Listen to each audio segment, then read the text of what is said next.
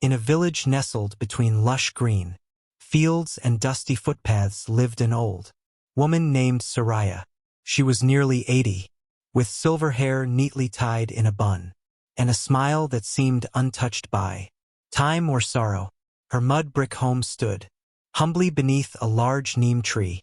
Inside, there were only the basics: 2 clay pots of water, a single chula for cooking, and a wooden cot in the corner that creaked with every breeze. She lived alone.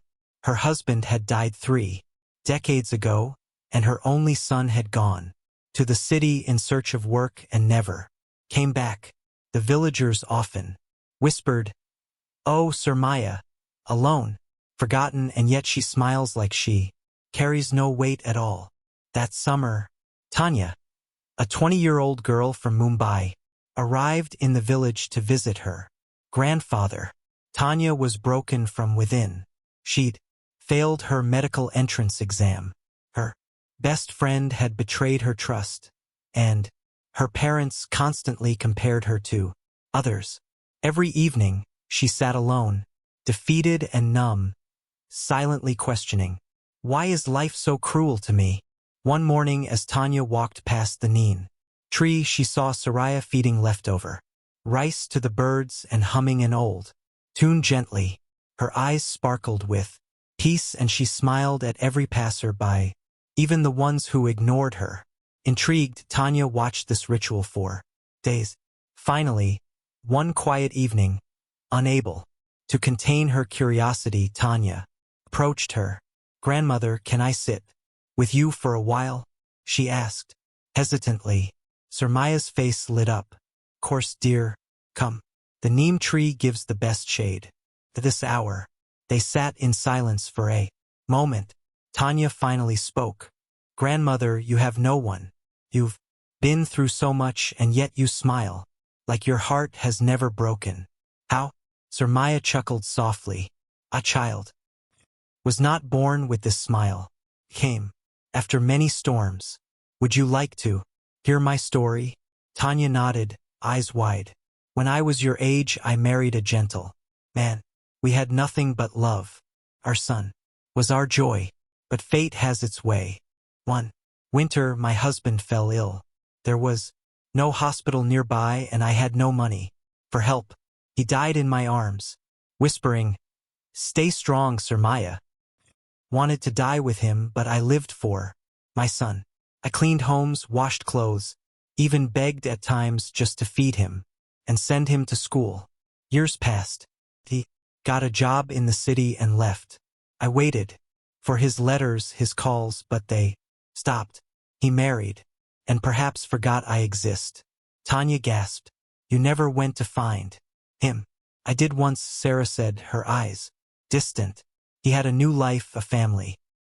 Stood across the street from his flat and walked away. Sometimes love means letting go with grace." Tears welled up in Tanya's eyes. "But don't you feel angry, lonely, betrayed?"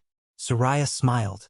Again, that same peaceful smile. "I did, until I discovered 3 truths that saved me. Let me share them with you." She held up her fingers gently. 1. Accept what you cannot cha. That still feels grating. Cannot force Kabir to remember me, but I can choose not to let bitterness eat me alive. I chose peace over pain. 2. Be thankful for what you have. I may not have riches, but I have these birds, this tree, the sky above, and a hearthood is not for the wealthy, it's for the awake. 3. Give more than you take. I feed birds, help children with homework, and give herbs to the sick. Giving makes me feel alive, like I still matter." Tanya sat quietly, as if 1,000 knots in her chest were slowly untangling. The sun dipped behind the trees. Birds chirped their way back home. And for the first time in weeks, Tanya smiled. "Grandmother, thank you," she whispered, holding Sir Maya's hand. "You've healed something in me tonight." That night the two sat under the stars, sharing stories, laughter, and even tears. When Tanya returned to Mumbai, her challenges still remained. But something had shifted. She began each day with a small prayer of gratitude, stopped chasing the people who left her and started helping those who silently suffered just like she once did. True happiness is not the absence of pain but the presence of purpose. Life will never be free of sorrow, loss, or disappointment, but we always have a choice in how we respond. Soraya's story teaches us that peace is not handed to us by perfect conditions. It is built slowly through acceptance of what cannot be changed, gratitude for what remains, and kindness shared with others even when we are hurting. We often wait for life to get better before we allow ourselves to smile. But the truth is, sometimes life gets better because we choose to smile. In the quiet moments, in simple acts of giving, and in the strength to let go without hatred, we find a kind of joy that no situation can steal.